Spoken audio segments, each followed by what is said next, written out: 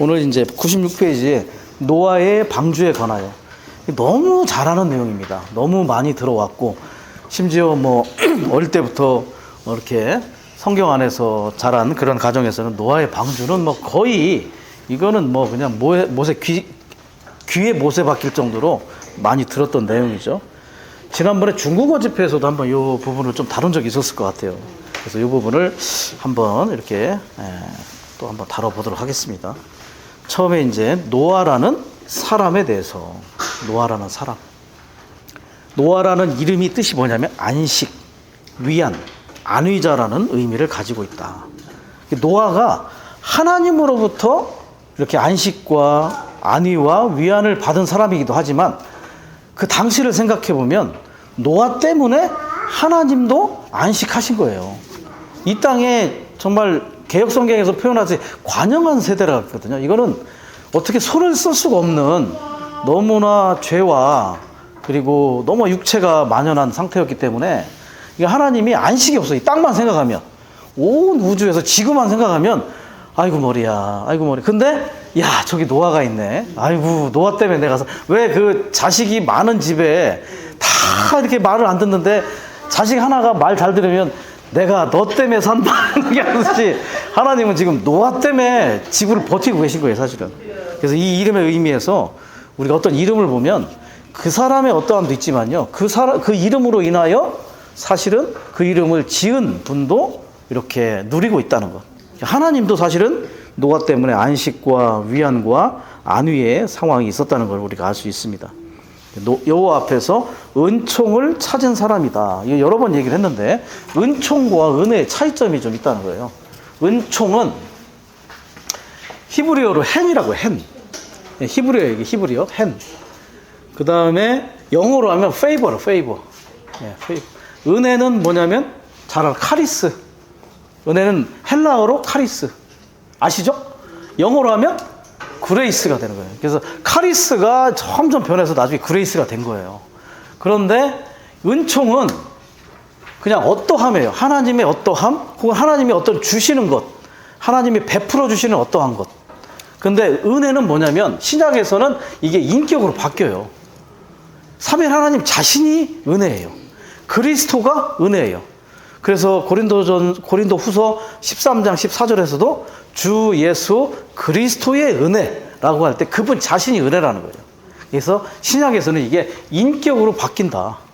그래서 아까도 뭐였습니까? 141장에 보면 주님 자신이 나의 마음을 심히 만족한다. 많은 것들이 풍성도 있고 좋지만 그 근원은 그분 자신이다. 그래서 신약은 그분 자신이에요, 사실은. 우리 안에 생명으로 들어오시는 그분 자신. 그래서 은혜는 인격이다. 근데 구약의 은총, 그 은총은 그냥 어떠한. 근데요, 구약에서 은총은 사람에게도 씁니다. 말씀 구절을 잘 보시면 야곱이 이제 누굽니까? 그 외삼촌에게서 이제 도망 나와서 가다가 에서를 만나기 직전에 400인을 끌고 오는 소식을 듣고 그 에서 앞에 가서 나중에 뭐라 하냐면 내가 주께 은총을 입었으니 이렇게 얘기해요. 사람에게도 은총을 쓰기도 하는 거죠. 그러나 신약에서는 은혜라는 말을 하나님 외에는 쓰지 않습니다. 성경에서는 특별히 하나님 외에는 은혜가 아니에요. 누가 누구에게 뭔가 어려운 지체에게 뭐 먹을 걸 줬어요. 아니면 뭐 이렇게 돈을 이렇게 막 기부를 했어요. 그걸 은혜라고 하진 않아요. 그건 은혜가 아니에요. 은혜는 그냥 하나님 자신이 은혜인 거예요. 이걸 분명하셔야 돼요. 은혜는 하나님 자신이다. 인격이다. 신약에서는 우리가 인격이신 그분 자신이 우리의 누림과 은혜라는 실제를 갖고 있다는 거예요. 카리스라는 말에 마라는 것은 이제 그 헬라어의 전미예요, 전미어. 그래서 카리스, 마가 붙으면 항상 뭐냐면 결과예요, 결과. 어떠한 결과가 마라는 말이 전미어로 붙어요. 카리스에 마가 붙으면 뭐가 되겠어요? 그러면 뭔 뜻이겠어요? 은혜를 얻은 결과 혹은 은혜이신 하나님을 누린 결과, 이게 바로 카리스마예요. 이래 되는데 예전에 말씀드린 것처럼 막스 베버라는 사회학자가 경제와 사회라는 책에서 이 카리스마를 이상한 방향으로 이제 인용을 했어요. 뭔가 누가 누구를 지배하는 것, 통제하고 지배하는 어떤 그러한 것들을 카리스마라는 말을 썼어요. 그러니까 어떤 지도자 있잖아요. 인도자나 지도자가 뭐 백성을 이렇게 막 다스리고 통제하는 것. 이걸 카리스마라는 말을 썼더니 그때부터는 이제 사회학적인 용어로 이제 와갖고 요즘은 연예계에서 카리스마를 쓰잖아요. 그죠? 아, 어떤 배우가 막 카리스마가 넘친다. 막, 예. 이런 식으로 이제 이렇게 약간의 이제 변형된 형태로. 우리는 카리스마 그러면 아, 은혜를 충만하게 누린 결과 그 뭐 어떤 뭐 신원을 할 때라든지 누군가를 목양할 때 막 그 공급이 넘치는 거. 그죠? 예. 그러니까 아까 지난번에 말씀드렸잖아요. 배우 최민수가 카리스마가 더 넓은지 큰지 이상임 자매님이 더 카리스마가 넘치는지. 당연히 이상임 자매는 훨씬 카리스마가 넘치잖아요. 그건 카리스마가 아니야. 이 카리스마는 우리는 그렇게 이해를 해야 된다는 거죠. 근데 이게 그대로 번역을 한 것이 신약 성경이 뭐냐면 은사예요, 은사. 은사라는 단어를 찾아보면 카리스마예요, 카리스마. 예. 그러니까 이게 은사, 우리가 하나님 앞에 받은 그 은사는 사실은 은혜를 얻은 결과여야 된다는 거죠. 예. 우리가 아, 저 형제님 은사가 있어, 자매님 막 그런 은사가 있어. 그거는 아, 은혜를 누려서 내재적으로 그것이 밖으로 이렇게 표현된 그러한 역량의 은사가 되어야 된다는 걸 우리가 볼 수 있는 거죠, 사실. 예전에도 한번 말씀드렸던 단어예요. 유카리스테오. 이게 뭐였죠? 예? 기억 안 나세요? 아, 좀 기억을 좀 하시면 안 될까? 이게 뭐냐면 감사하다는 뜻이 감사하다. 네. 이게 헬라어로 감사하다. Thank you, thank you, thanks. 유는 뭐냐면 유 상태예요. 어떤 상태, 어떠한 상태. 카리스가 뭐였어요? 카리스가 뭐였어요? 네? 은혜, 은혜. 그 다음에 테오가 뭐냐면 테오스라고 하는 하나님이라는 뜻이 하나님. 테오스. 이게 헬라어로 하나님이에요. 그대로 연결해서 번역을 하면 뭐예요? 하나님의 은혜를 뭐 누린, 하나님의 은혜를 접촉한 상태. 이게 감사예요. 아, 지난번 분명히 얘기했는데. 자, 그래서 제가 그랬잖아요. 감사를 많이 하라고 했잖아요.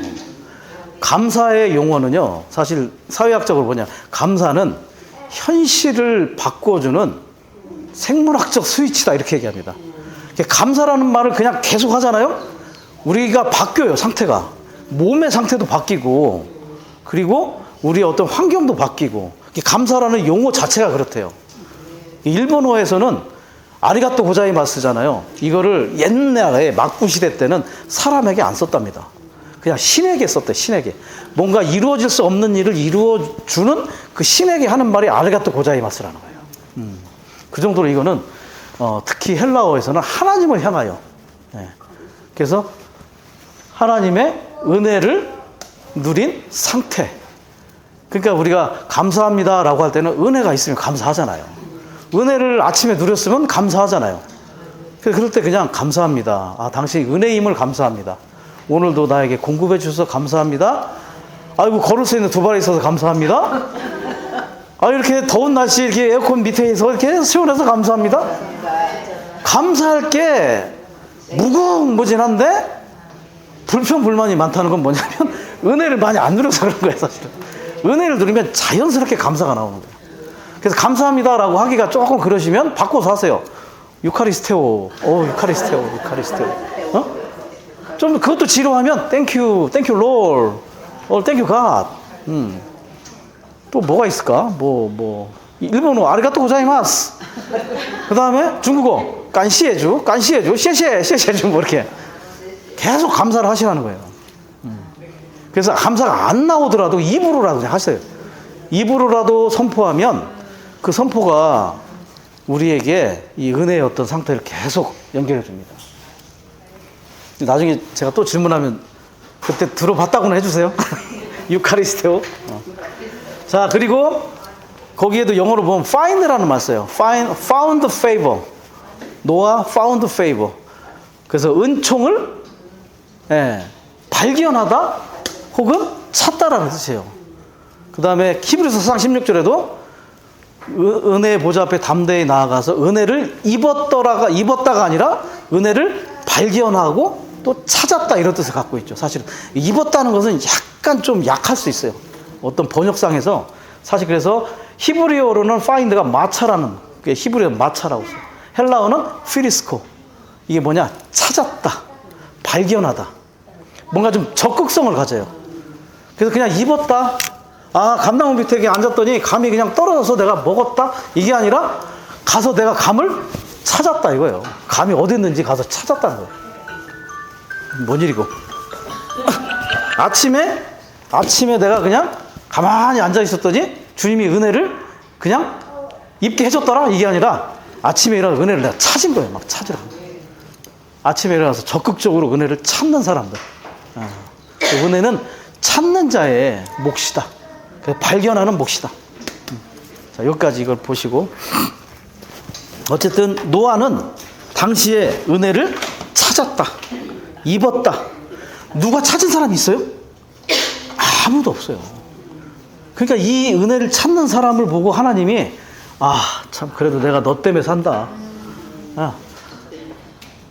그래도 자매님들이 아침에 그렇게 은혜를 찾으시니까, 아이고, 다른데 뭐 저기보다 그래도 너희들 때문에 산다 이런 얘기 하실 것 같아, 주님이.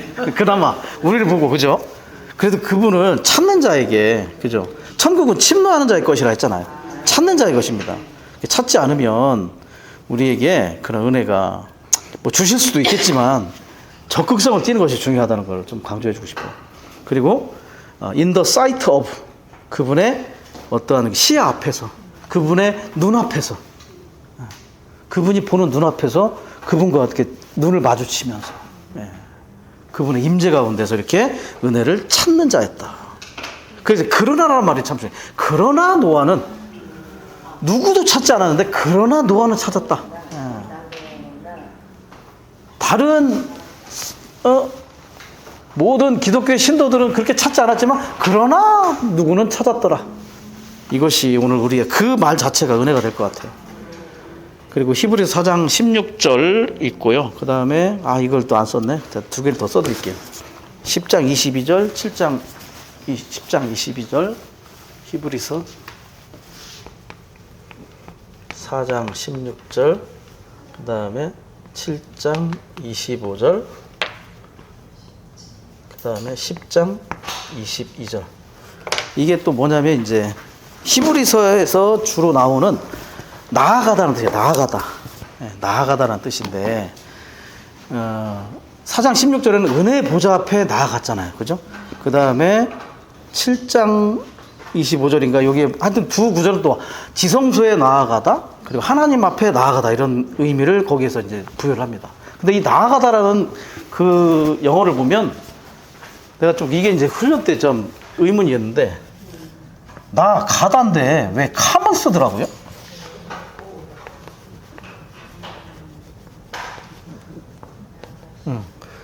고 포워드 투라고 안 쓰고 컴 포워드 투라고 써서 왜 나 가는 건데 왜 오는 걸 썼습니까? 그래서 누가 질문하니까 누구도 대답을 안 해줘. 게다가 이제 나중에 보니까 그 헬라어의 의미가 뭐냐면 내가 여기 있고 너희들이 저리 가라가 아니다. 그러니까 이제 전쟁으로 말하면 뭐 공격하라 이게 아니에요. 나는 대장은 여기 있고 너희들이 가서 싸워서 죽어라 이게 아니라 나를 따르라 이거예요. 나를 따르라. 내가 먼저 가 있어요.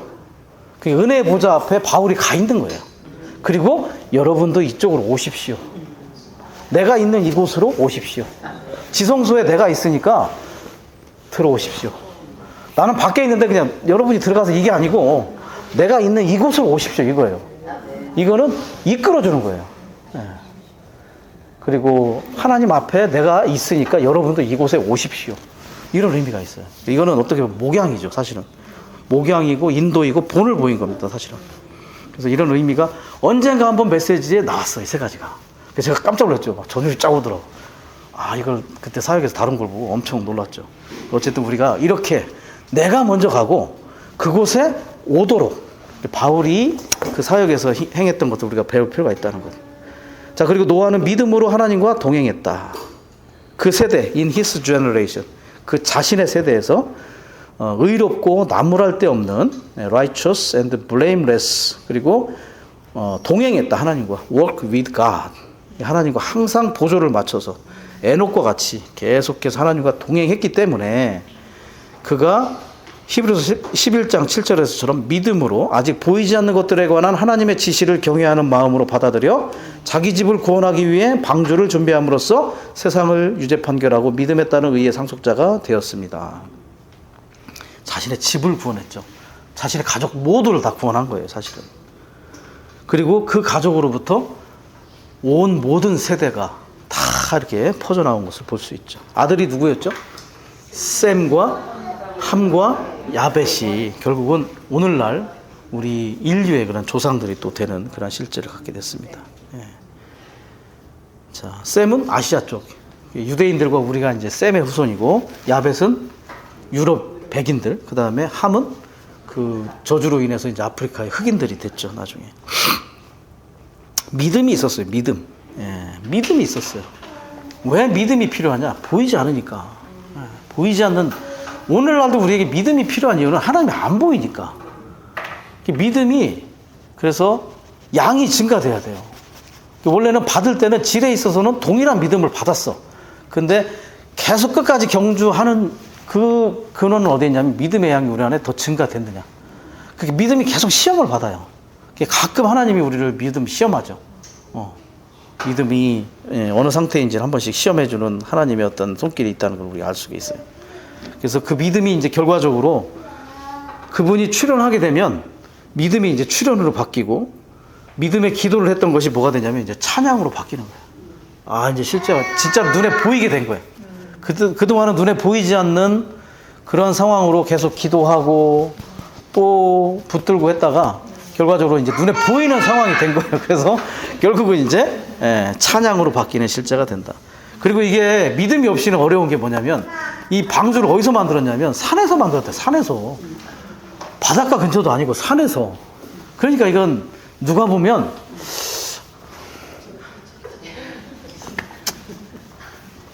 저 사람 아니야.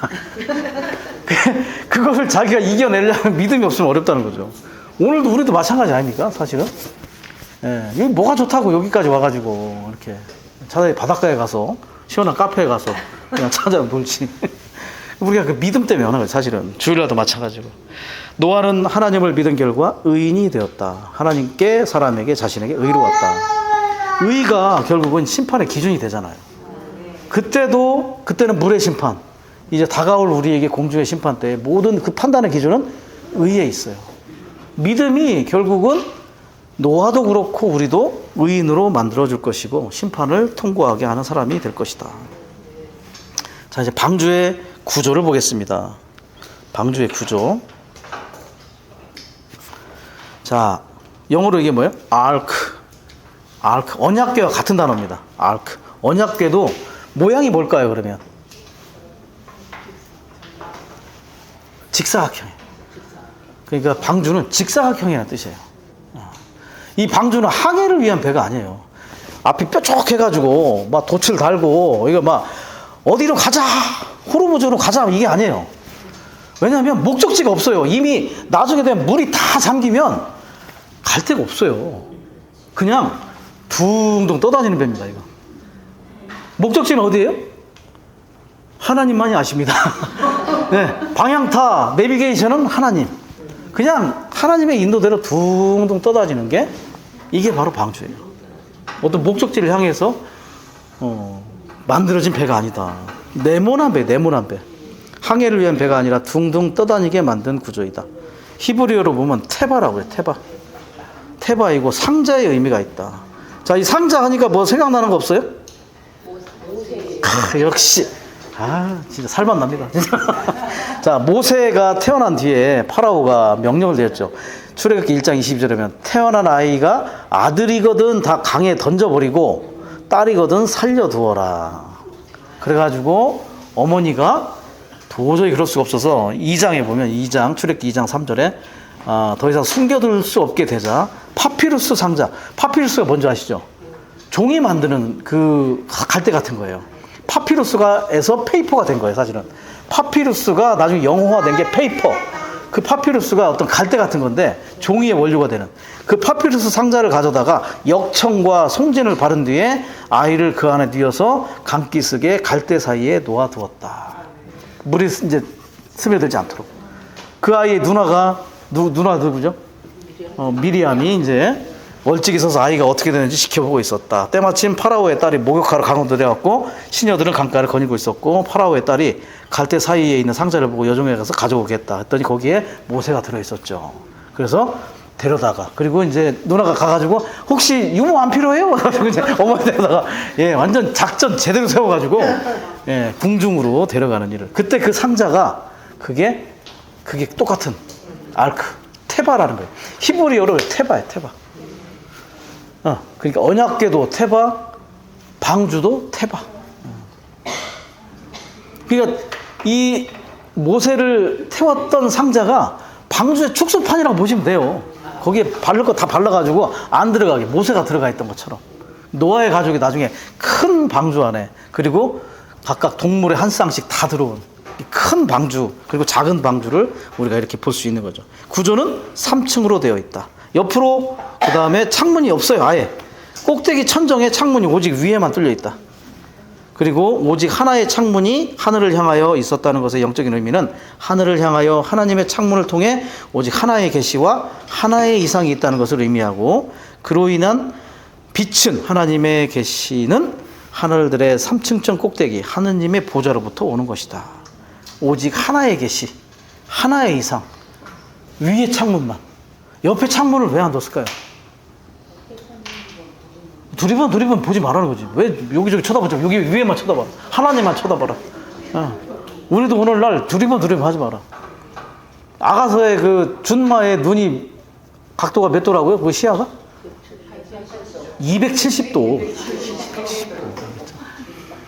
270도예요. 눈이 큰 데다가 270도를 보니까 이거는 뭐 그러니까 경주마에다 이걸 하는 게 앞에만 보고 가라는 거야. 앞에만 보고. 이 가다가 딴 데도 가는 거 이렇게 가는 거예요. 왜? 딴 거 쳐다보니까.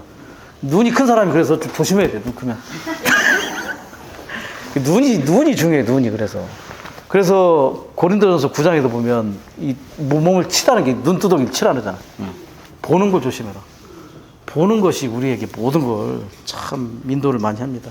어쨌든 그래서 우리는 하늘 꼭대기 위쪽에 그러한 보좌를 보면서 그 보좌에 하나님께서 우리에게 주시는 계시와 이상을 따라서 우리의 신앙생활을 해야 된다는 걸 우리에게 보여준다.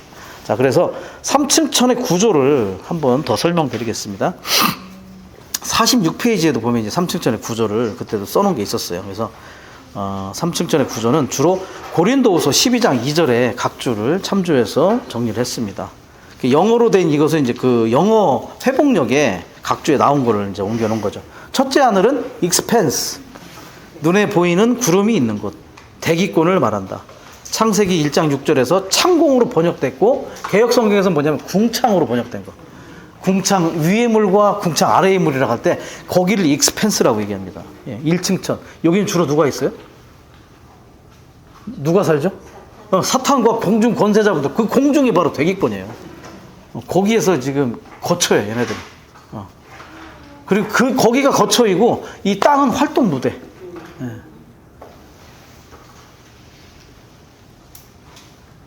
그 다음에 두 번째는 스카이, 둘째 하늘은 스카이, 우주 공간입니다. 우주 공간, 두 번째 하늘. 여기가 굉장히 넓어요. 자, 대기권은 바로 우리 위에 있는 거예요. 그냥 우리의 그 구름층 같이 이렇게 돼 있는. 근데 이 우주 공간에는 첫 번째 뭐가 있냐면 태양계가 있어요. 우리 주변에 태양계 있죠. 태양계 별들이 몇 개 있습니까? 태양계. 수, 금, 지, 화, 목, 토, 천, 해, 명. 9개인가? 맞아요? 몇 개라고? 수, 금, 지, 화, 목, 토, 천, 해, 명 빼라고? 그래요? 뭐 어쨌든 간에 8개든 9개. 지구가 포함된 태양계가 8개든 9개. 그 태양계가 은하계에 포함되는데요. 은하계 안에 태양계 같은 그러한 구조가 수천억 개도 더 되는데 그 수천억 개 추정치.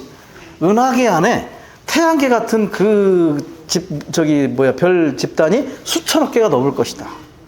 그리고 더 큰 대우주 안에 은하계가 또 수천억 개가 넘을 거래요. 이거는 상상할 수 없는 크기. 이걸 어떻게 그냥 추정만 하는 거야, 추정만. 이 거리가 얼마인지도 알 수 없고. 그러니까 거기에서 지구는 보이지도 않아요. 현미경으로도 안 보이는 게 사실은 우주에서 보면. 그런데 그 지구 안에 사람한테 하나님이 절절 매십니다. 쩔쩔, 김면이 하는데 쩔쩔 매시는 거예요. 함부로 할 수 없고. 요즘엔 시장이 어때? 허락해야만 이게 움직일 수 있어, 안에서. 이게 말이 안 되는 상황이죠, 사실은. 야, 그 하나님이 우리를 만들어 놓으시고 그런 상황이에요. 그 정도로 큰 하나님이라는 거죠. 그래서 우주 비행사들이 우주로 가고 나면 그 지구를 생각할 때 뭘 저렇게 우리가 아웅다웅 살았나 이렇게 생각한대요. 뭐 저 안에서 그렇게 싸우고 지지고 볶고했나, 아무것도 아니라는 생각을, 거기로 올라가면 그런 생각이 든다는 그런 얘기가 있었습니다. 어쨌든 그러니까 우주가 그렇게 넓다. 대우주가 그만해, 대우주. 근데 사람을 뭐라고 해요? 소우주. 우리를 보면 우주로 또 보인다는 거예요. 이게 아주 오묘한 거예요. 사람을 소우주로 하고 저 큰 우주 공간을 대우주라고 한다. 거기가 끝이 아니라 셋째 하늘에 또 있어요. 그게 헤븐. 하늘들 위에 하늘. 예. 3층 천이라고 하고, 여기를 보통 보좌가 있는 것. 예. 그래서 이걸 하늘들이라고, 하늘들. 헤븐즈. 그래서 우리가 보통 마태복음의 천국이라고 얘기하는 게 하늘들의 왕국이에요. 하늘들. 그래서 해복역을 번역하시는 형제님들이 하늘들의 왕국이라고 하려다가 혹시라도 좀 교파에 있는 분들이 좀 오해의 소지가 있을까 해서 원래 그냥 천국으로 번역했다 하더라고요. 원래는 하늘들의 왕국이에요. 헤븐즈라는 게 이렇게 첫 번째와 두 번째와 세 번째 하늘이 있다는 것을 우리에게 제시해주고 있다. 그 최고 높은 3층 꼭대기의 보좌, 거기에 하나님이 우리에게 이렇게 계시와 이상을 주시고 있다는 걸 보여주고 있습니다. 방주의 구조가 3층이라는 의미는 우리의 체험면에서 본 3일 하나님을 상징한다. 맨 아래층은 그 영, 두 번째 층은 아들, 세 번째 층은 아버지. 그래서 아래층부터 위층으로 올라가는 거죠. 우리가 그 영을 접촉하고 아들 그리스도를 접촉하고 누리고, 결국은 목표는 아버지 하나님을 향하여 나아가는 것이 우리의 그러한 영적인 도정의 참된 실제라고 볼 수 있겠습니다. 그래서 고린도후서 13장 14절에도 교통이 나오죠. 그 성령의 교통, 먼저 접촉하고 그 연합된 영 안에서 주 예수 그리스도의 은혜를 체험하고 결국 아버지의 사랑 앞으로 우리가 나아가는 거죠. 주님의 상 집회도 똑같아요. 사실은 우리가 먼저 영을 예비하잖아요. 영 안에서 연합된 영을 우리가 접촉함으로 영 안에서 찬송하죠. 아들 그리스도를 계속해서 찬양하고 경배하고, 그리고 나서 그 아들과 함께 아버지를 향하여 또 찬송하는 것을 우리가 배우고 있습니다. 그래서 우리가 경배라는 말을 제가 써놨는데, 경배하다, 헬라어로 프로스퀴네오라고 하는데, 저 의미에 키스하다는 의미가 있어요. 키스하다. 예. 그래서 주일날 이렇게 찬송하시고 기도할 때, 예? 참 남편이신 그리스도께 이렇게 키스하는 느낌으로 얼마나 달콤하게 해야 돼, 그죠? 찬송할 때 주일날 너무 막 이래 하실 필요 없어. 막 전쟁하고 너무 하지 말고 아주 달콤하게 좀 이렇게. 예. 예. 전쟁할 때는 이렇게 해야 되죠. 그러나 주일날은 좀 이렇게 달콤하게. 그래서 어떤 형님이 그래도 아침에 일어나가지고 너무 그렇게 주의 이름을 막 너무 크게 부를 것까지는 없다. 아침에 좀 달콤하게, 아주 좀 이렇게 사랑스럽게. 만약에 우리 아내가 아침에 일어나자마자 나한테 여보 이렇게 부르면 아우 그건 좀 여보 이렇게 하는 거하고는 좀 다르지 않냐. 그래서 사랑스럽게 불러, 사랑스럽게. 오 주 예수님, 주 예수 이렇게 부를 거는 까지는 없지 않아요, 그죠? 아침에, 낮에 뭐 바닷가 가서 이렇게 부르더라도. 그래서 좀 사랑스럽게 부르는 것도 훈련이 필요하다. 근데 그건 훈련이 아니라 사실 누리면 될 것 같아요. 그렇게 참된 누림이 있다면 그런 상황을 우리에게 할 수 있는 것이겠죠. 자, 이제 방주의 스펙입니다. 방주의 스펙은 이제 창세기 6장 13절 16절까지 식양을 주셨어요. 방주를 이렇게 만들어라. 계시를 통해서 식양을 주셨죠. 오늘날 우리의 그리스도의 몸의 건축도 하나님이 우리에게 주신 식양에 따라서 하는 거예요.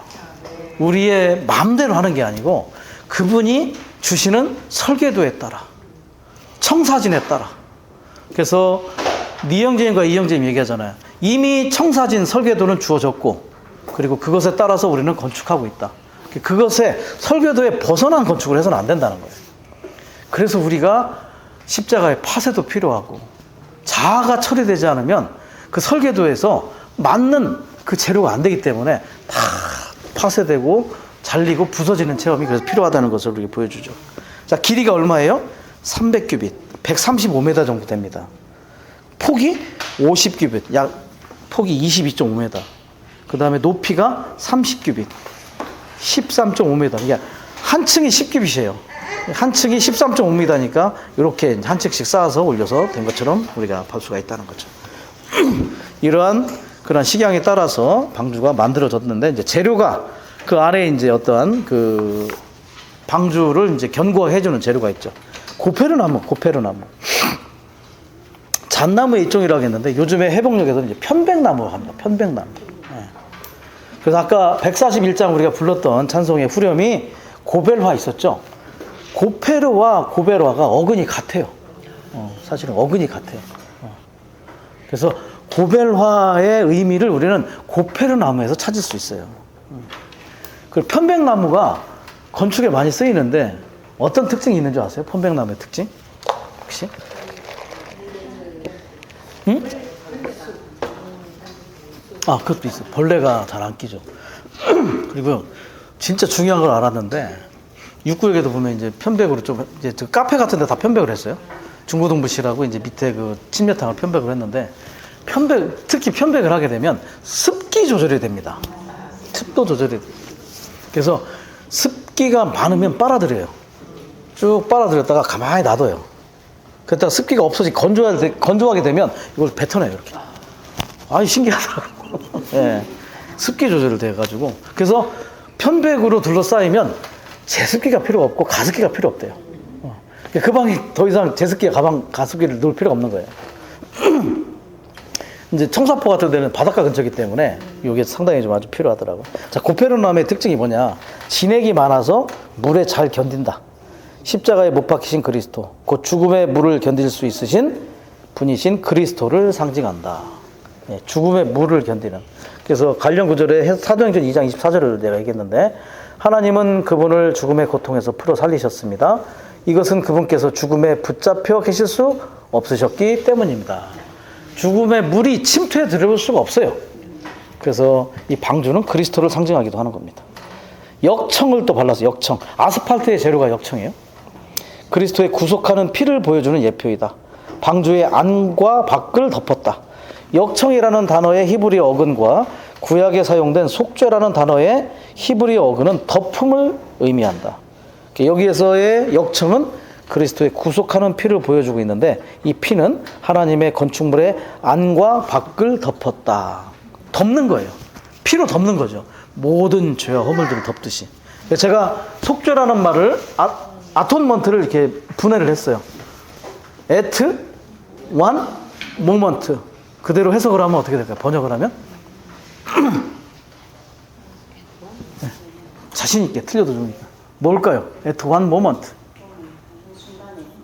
순간이죠. 순간 나왔다. 어떤 순간? 완이니까 뭐예요? 완. 완을 뭔지 모르시는 건 아니죠. 완. 하나가 되는 순간이라는 뜻이야. 에트니까 하나가 되는 순간. 어떤 때? 덮었을 때. 피로 덮으면 뭐가 돼요? 대제사장이 피를 갖고 가서 그 법궤 뚜껑 위에 피를 딱 덮으니까 제사장과 하나님이 하나가 되는 순간이에요. 그 전까지는 하나가 될 수 없어. 왜? 죄 때문에. 그래서 그 피가 딱 덮는 순간에 하나님이 눈이 딱 멀어요. 이렇게. 안 보이는 거예요. 죄가 안 보이는 거예요. 대제사장은 보이는데 그의 죄가 가려지는 거예요. 안 본 걸로 해줄게가 아니라, 안 본 걸로 해줄게. 정말 안 보이니까 대화가 되는 거예요. 안 본 걸로 해주면 대화가 안 돼요. 뭔가를 갖고 있잖아요. 근데 안 보이니까 제사장과 대화가 되는 겁니다. 거기서 교통이 되고. 피가 그래 중요합니다. 계속해서 우리가 양심을 담대하게 하고 정결하게 하는 피가 없으면 이 하나님 앞에 교통이 안 되는 거예요. 교통과 직감의 기능이 영 안에서 하나님과 교류가 되려면, 하나님을 아는 직감, 하나님과의 흐름인 그 교통이 되려면 양심이 항상 문제가 없어야 돼요. 그리스도인 생활에 양심이 문제가 생기면 끝난 겁니다. 그래서 항상 피가 옆에 있어야 돼. 가까이. 피를 계속 적용하는 거죠. 문제가 있을 때마다 덮고 또 덮고. 예전에 훈련받을 때 선생님이 모셔가지고 좀 장난스럽게 사탄이 와서 또 뭐 이렇게 충동질 한다 그러면 그렇게 얘기를 해. 너 피 맛 좀 볼래? 농담인데. 그러니까 피를 무서워해요, 사탄은. 그의 죄의 본성은 피를 무서워한다니까요. 왜? 그 피가 그 죽음으로 죄도 해결했지만 덮어버리니까, 죄들을 싹 덮어버리니까. 그래서 이 역청의 의미가 그것에 있다는 거예요. 구속하는 피. 그래서 덮으니까 하나가 되는 순간. 그래서 건축물의 안과 밖을 덮었다. 이제 그 뭡니까? 방주의 안과 밖을 다 역청으로 이렇게 덮었다는 거예요. 그리스도의 구속하는 피가 보호를 해주는 거예요. 우리를 보호해주고. 레위기 4장 5에서 7절을 보면 기름 부음 받은 제사장은 그 황소의 피 얼마를 가져다가 회막 안으로 가지고 들어가서 손가락에 그 피를 찍어서 여호와 앞 성소의 휘장 앞에 7번 뿌려야 한다. 제사장은 그 피 얼마를 회막 안 여호와 앞에 있는 향기로운 향을 피우는 단의 뿔들에 바르고 황소의 나머지 모든 피는 회막 입구에 있는 번제단 밑에 쏟아야 한다. 그 성막에서도 이 피가 여러 방면에서 이렇게 뿌려지고 발라지고 했다는 걸 보여주고 있죠. 보호가 필요한 거예요. 악한 자의 공격으로부터 보호할 수 있는 이 거룩한 보혈이 이렇게 상징이 되고 있다. 자, 노아와 그의 가족은 방주에 칠해진 역청으로 말미암아 홍수의 심판에서 구원받았는데, 이것은 그리스도 안에 있는 믿는 이들이 그리스도의 구속하는 피로 말미암아 하나님의 심판에서 구원받는 것을 의미한다. 로마서 5장 9절. 그러므로 이제 우리가 그리스도의 피로 의롭게 되었으니 더욱 그리스도를 통하여 우리 하나님의 진노에서 구원받을 것입니다. 구속하는 피로 인하여 우리가 구원받을 수 있다는 것. 그게 지금 고페르와 역청이 이 방주에 발라진 오늘날의 신약에서 우리가 주님 안에서 이러한 보호 아래 있고 이러한 구원 안에 있다는 것을 구약에서 보여주는 거죠. 자, 홍수가 임하게 된 원인입니다. 자, 세 번째 타락의 결과였죠. 사탄의 선동 아래, 사탄의 권세 아래 있던 공중의 타락한 천사들이 자신들의 거처를 벗어나 사람의 딸들과 불법적인 결합을 통해 네피림을 산출함. 첫 번째 타락은 사탄이 어떻게 했습니까? 첫 번째 타락은 어떻게 했다고 했죠? 사탄이 유혹했어요. 하와를 유혹했어요.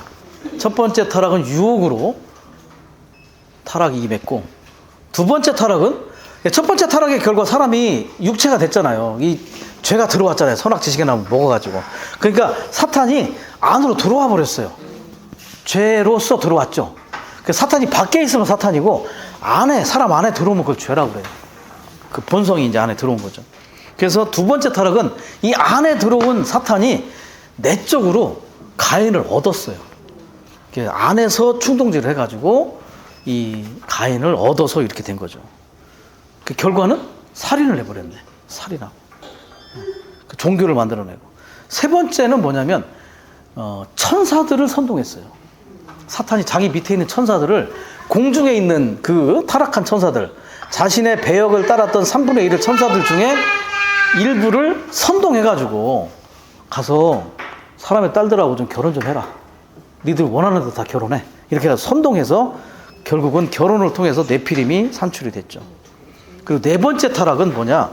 네 번째 타락도 선동이긴 한데, 그런 천사를 선동한 게 아니라 사람들을 선동해가지고 분열되게 했고, 국가를 만들게 했고, 집단적인 배역이 되게 했어요.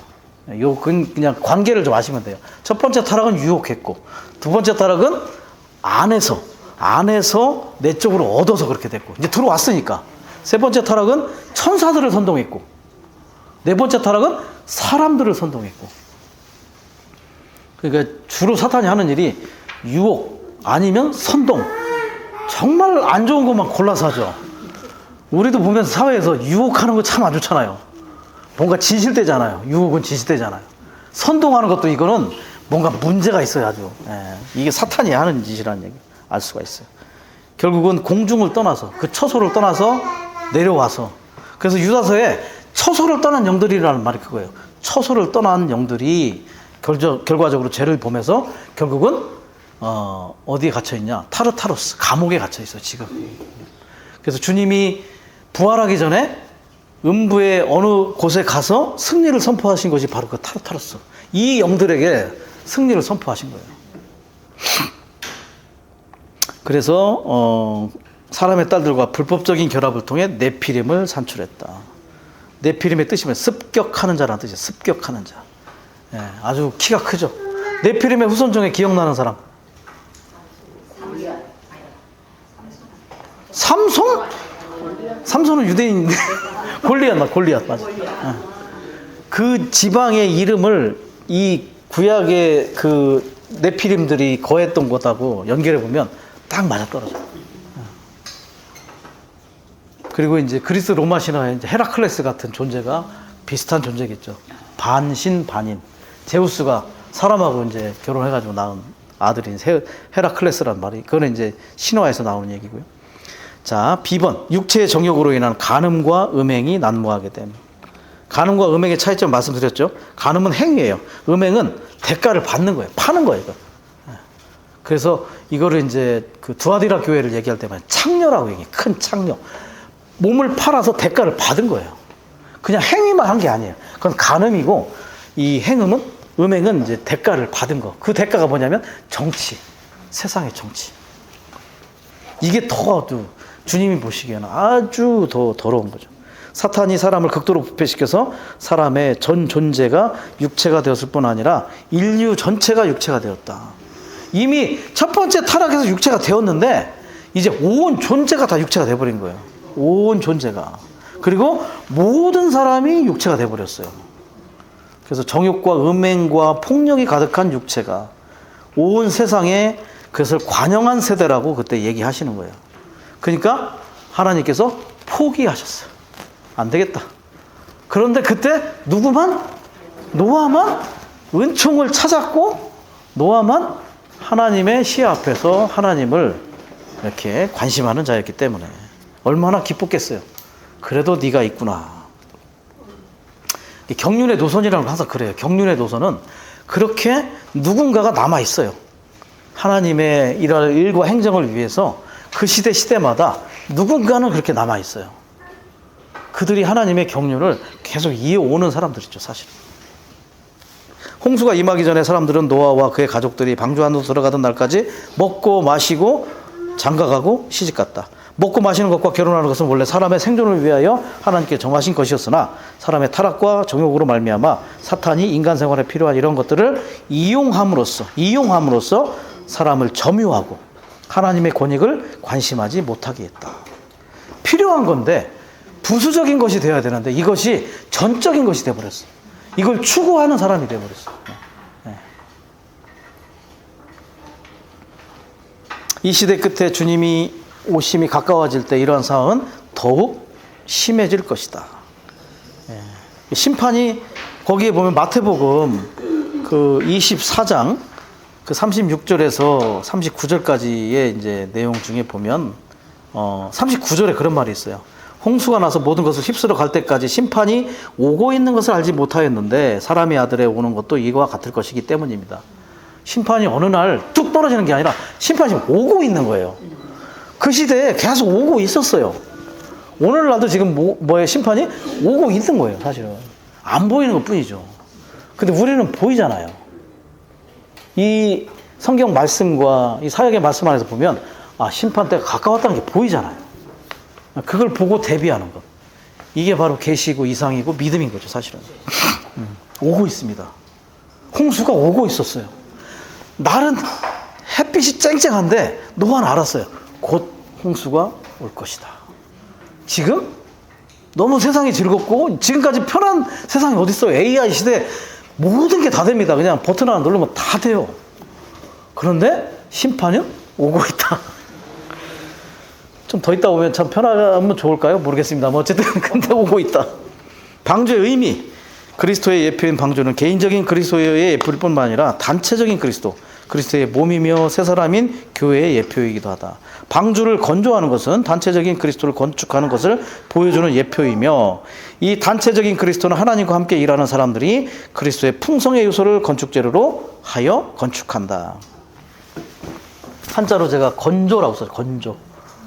저걸 중국어에서는 저게 건축이에요. 영어로 build, 우리는 건축이라고 쓰는데 중국어에서는 건조라는 말이 건축으로 그대로 씁니다. 방주나 배를 건조한다는 말을 쓰잖아요. 그 말을 그대로 거기에 썼어요, 중국어에서는. 찐자오.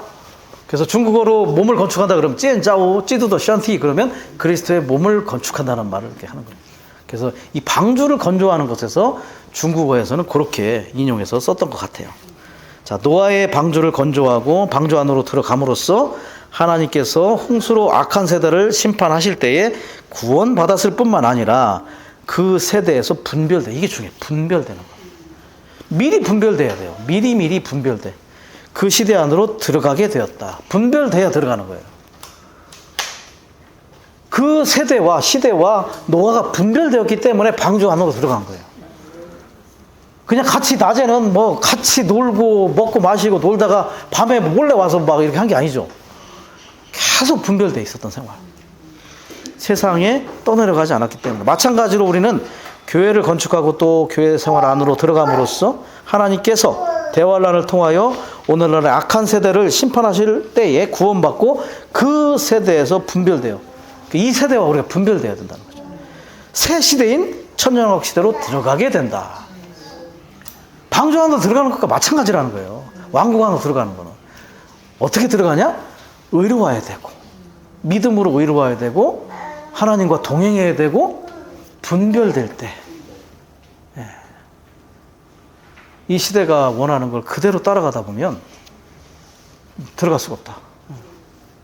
노아가 통과한 물은 침례의 물을 보여주는 예표이기도 하다. 죽음의 물에서 건져내진 거죠. 그래서 물은 두 가지 의미가 있다. 그 진리는 항상 양방면이 있는데 물은 생명이기도 하고 죽음이기도 하다. 우리가 마시는 물, 생수는 생명을 주는 물이잖아요. 그러나 침례의 물은 죽음의 물. 노아의 그러한 방주를 이렇게 떠 있게 했던 그 물은 죽음의 물이에요. 어떤 것도 살아남지 못했어요. 그래서 뭐라고 얘기하냐면 코로 숨 쉬는 모든 동물은 다 죽었다. 호흡을 다 막아버린 거죠. 그런 얘기를 하더라고요. 숨이라는 게 태어날 때 숨을 내뱉으면서 쭈그러진 폐가 펴지는 거예요. 그게 왜 우냐면 이게 쭈그러진 폐가 펴지면서 이게 울음이 나오면서 이 안에 있던 어떤 숨이 나가요. 그러면서 이제 들여 마시고 내뱉고 들여 마시고 내뱉고 이게 호흡이죠. 마지막에 죽을 때는 어떻게 하냐면 죽을 때 숨을 거둘 때는 들여 마신대요. 마시는데 안 나온답니다. 그러니까 이게 사람의 일생이 숨이 나갔다가 들어오면 끝나는 거야. 그리고 이제 안 나가고 거기서 이렇게. 그걸 뭐라 하냐면 목숨이라는 목숨. 숨이 들어와서 목에 딱 걸려서 안 나가는 거야 이제. 이거 참 희한하대. 태어나서는 내뱉었다가 죽을 때는 들여 마시고 안 나가고 그걸 목숨. 숨이 걷어진 거예요. 그게 코로 기식하는 모든 동물이 다 죽었습니다. 다 죽었습니다. 그리고 방주를 이제 발견하게 됐다고 하는데 이게 뭐 그냥 설입니다. 뭐 이걸 가지고 뭐 이제 그러는데 뭐 어디 발견됐다 하더라 이렇게 얘기하시면 안 되고 이런 설이 있다고 그냥 알고 계시면 돼요. 실제 이제 방주가 참되게 이제 존재를 하고 있을 수도 있다는 얘기를 하는데 아라랏산 해발 4,000m 위치에 터키에 요즘은 터키라고 하는 말을 쓰면 이제 그 사람들 싫어해요. 투르키에라고 하는데 터키라는 말 자체가 좀 이렇게 오랑캐라는 뜻이 있나 봐요. 돌골이란 말이 돌골족 우리 고구려 때 우리를 그 고구려를 도와줬던 그 민족이 돌골족이에요. 당나라에서 쳐들어오면 고구려에서 이제 그 전에 사신을 보내요. 당나라에서 사신을 보내고 근데 그 구당성과 신당성 이렇게 써 있어요. 우리가 그 돌궐에 사신을 보냈더니 고구려 사신이 이미 와 있더라. 그래가지고 이미 뭐 손을 다 써는 거죠. 그래서 항상 수나라나 당나라가 쳐들어올 때마다 그 배후를 쳐주는 거예요. 돌궐족이. 그래서 항상 우호 관계가 좋았어요. 근데 돌자가 뭐냐면 중국 사람들이 보기에는 오랑캐잖아요. 돌자는 돌격하다 돌자예요. 골자가 오랑캐 골자래요. 그게 이제 나중에 된 게 이제 터키래 터키. 그래서 터키란 말 되게 싫어한대요. 그래서 투르키예로 바뀐 게 그거예요. 우리도 이제 투르키 사람 만나면 터키 하시면 안 되고 투르키라고 해주세요. 그곳에 동부 끝 반호수에 약 1000km 지점에 사화산이라니 가장 유력한 지점으로 보고 있는데 그 지역을 중심으로 노아의 첫 아들인 셈은 남쪽에 정착했고 둘째 아들은 함은 이집트와 가나안 땅에 정착했고 야벳은 동쪽 소아시아에 정착한 것으로 확인되고 있다라고 좀 얘기하기가 좀 그런데 아직 그런 설이 있다. 그렇게 그냥 알고 계시면 되겠습니다. 그리고 방주가 죽음의 물을 통과하여 아라랏 산이 아니고요. 회복력을 보면 아라랏 산들이에요. 산들. 시온도 시온산 하나가 있는 게 아니잖아요. 이게 시온에 산들이 있거든요. 봉우리가. 그 중에 제일 높은 게 헐몬산인 거예요. 많은 시온의 봉우리들 중에 가장 높은 봉우리가 헐몬이에요. 그래서 헐몬을 뭐로 표현하냐면 헐몬산 꼭대기를 보좌로 표현하고 나머지 시온의 봉우리들을 지방 교회들로 보는 거예요. 그래서 헐몬 133편 시편에 헐몬의 이슬이 시온의 산들에 흘러내림 같다는 게 보좌로부터 가장 높은 보좌로부터 이 은혜가 시온의 산들 지방 교회들 안에 아침부터 쫙 흩뿌린다 이런 뜻을 갖는 거예요. 여기도 아라랏 산들이 있는데 그 중에 어딘지는 모르겠습니다. 어쨌든 이렇게 알려져 있다는 것이죠. 그래서 아라랏 산들 위에 멈추게 된 것은 그리스도께서 죽음을 통과하시고 죽음에서 부활하신 것을 상징한다. 창세기 8장 4절에 이제 그 말이 그대로 나와요. 아라랏의 산들 위에 멈추게 되었다. 그 아라랏이라는 뜻이 뭐냐면 아라라트가 뭐냐면 거룩한 땅이라는 뜻이에요. 히브리어로. 거룩한 땅에 멈췄다 그런 뜻이죠. 성경적인 의미로 보면 이제 거룩한 땅에 그 배가 멈췄다. 그 전에 물이 빠질 때 어떻게 했어요? 그 비둘기를 날려봤잖아요. 날려봤더니 어딘가에서 이제 그냥 뭐 안 오는 새도 있고 뭘 물어오고 그러니까 아 이제 어딘가에 정착하겠구나 이런 걸 알게 된 거죠 노아가. 마지막으로 보낸 새는 안 오더라는 거지. 아 이제 다 빠졌구나 물이. 그래서 그거를 이제 가늠하게 되었다. 근데 이게 홍수 얘기가 성경에만 있는 게 아니에요. 사실은 많은 그러한 그 설화, 전설에 많아요. 그 뭐 바벨론 설화에도 이 대홍수 얘기가 있고요. 그 다음에 수메르 전설에 길가메시 서사시에 또 이러한 대홍수 얘기가 있고, 그리스 신화에도 데우칼리온 방주, 거기도 뭐 방주가 있다는 얘기가 있고, 중국 신화에도 뭐 여와 보천, 또 뭐 우왕의 치수 이런 얘기가 있고, 우리나라에도 대홍수 얘기가 있대요. 목도령 설화가 있고요. 목도령. 그 다음에 남매혼 설화, 장자못 설화 이러한 설화가 이 전체적인 얘기가 뭐냐면 세상을 이 신이 거기에 있는 신이 이제 세상이 이제 똑같아요. 성경하고. 이 인류가 너무 막 타락하고 아주 그냥 어지러우니까 다 쓸어버린 거예요. 그리고 이제 한두 사람 남겨놓고 다시 인류가 시작됐다. 자기들이 근원이라고 생각하는 거죠. 그래가지고 어떤 사람들은 뭐냐면 성경의 노아의 방주 얘기는 그 수메르의 설화의 아류다. 뭐 이렇게 얘기를 하는 사람도 있어요. 근데 근원은 어디입니까? 성경이죠. 다 이게 표절이에요. 표절 사실은. 근원은 성경이고 나머지는 다 그 얘기를 각색해서 표절한 얘기들. 예, 어쨌든 이 홍수는 분명히 있었다는 걸 얘기해요. 사실은. 이 큰 홍수가 이렇게 다른 신화나 설화에 각색이 됐다는 얘기는 아 그때 정말 큰 홍수가 있었구나. 이거를 반증해 주는 얘기겠죠. 방주에서 나온 사람은 몇 명? 8명. 어떻게 8명? 노아와 세 아들과 각각의 부인들. 총 8명이 나왔어요. 8이라는 숫자는 뭐예요? 부활의 숫자예요. 부활의. 그래서 그 방주에서 나왔을 때 이제 죽음의 물을 통과하고 부활 안에서 새로운 시작을 가졌다는 것을 보여주는 거죠. 그래서 배선자예요. 그게 배선자가, 배선자는 그거 보이시죠? 선자? 배주자에다가 8팔자에다 입구자를 써서 만들어진다. 8팔자 8명이죠? 입구가, 입이라는 게 옛날에 사람 수를 얘기해요. 왜? 먹고 사는 게 힘드니까 입이 몇 개냐 우리 보통 거기 입이 몇 개야 이렇게 얘기하는 게 사람 수를 얘기할 때 입을 얘기해요. 8명의 사람이 배 안에 있었다. 이게 바로 방주의 그 배선자의 의미예요. 한자는 이게 발견된 시기하고 그것이 발명된 시기하고 이 바벨탑과 많이 연관이 돼요. 그래가지고 바벨탑 사건 이후에 언어가 흩어졌잖아요. 그때부터 언어가 만들어지면서 특히 한자에서 성경을 너무 흡사하게 대변해주는 한자가 많아요. 그 중에 몇 가지를 제가 이렇게 보여드리도록 하겠습니다. 첫 번째가 뭘까요, 저게? 이거 예전에 어린이들도 내가 육국에서 해줬는데, 자, 이게 뭐예요? 금알 금자예요. 금알 금자. 금알 금자를 분해해보면 두 나무 있죠? 두 나무, 그 다음에 이게 볼시자예요. 두 나무에서, 이거 너무 쳐다보지 마라. 이걸 너무 쳐다보니까 먹음직도 하고 보암직도 하고 그런 거예요. 두 번째 글자가 이게 밭전자죠. 에덴 동산은 상징, 에덴 동산.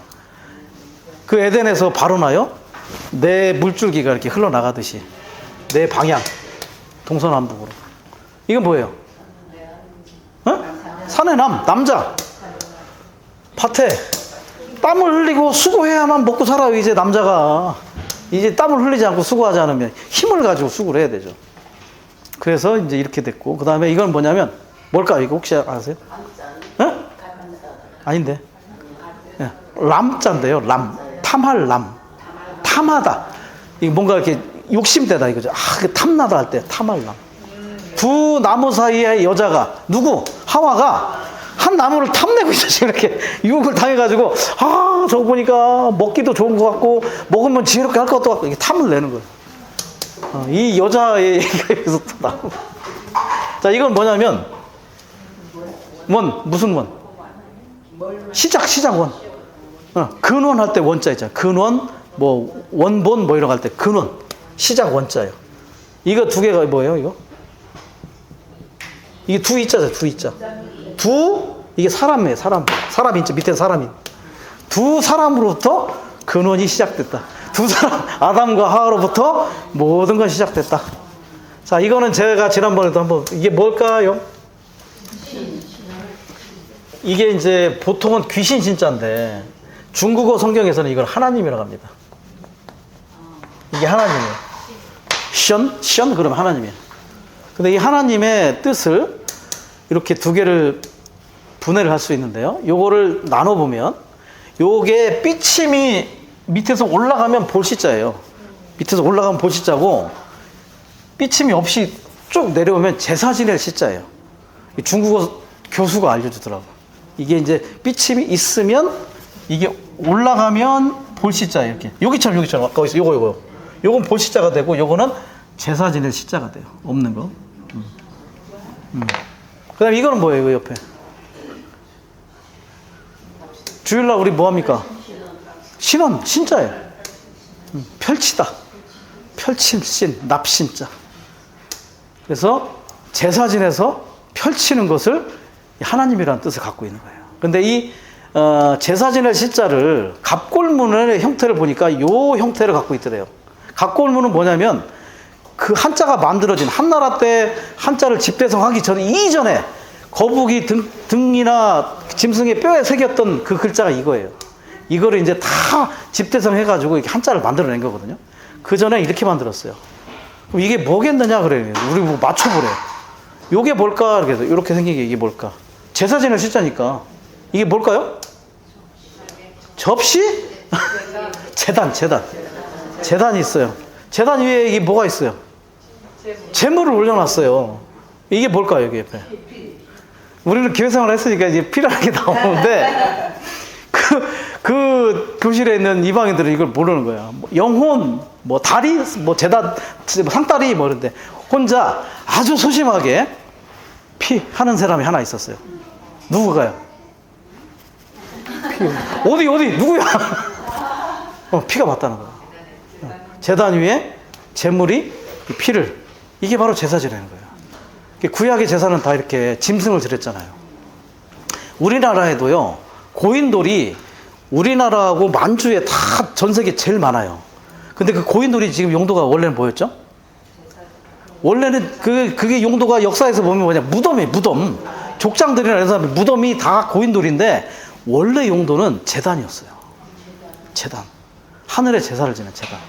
그러니까 우리나라의 뭐 역사 여기 정말 부의 영고라든지 또 뭐 있죠. 그 옛날 그 고대 국가의 그런 그 제천의식, 그걸 제천의식이라고 해요. 그러니까 이 제사가 사람 조상에게 지내던 것이 이게 막 그 누구지 진시황 때 아마 다 바뀌었다는 말이 있어요.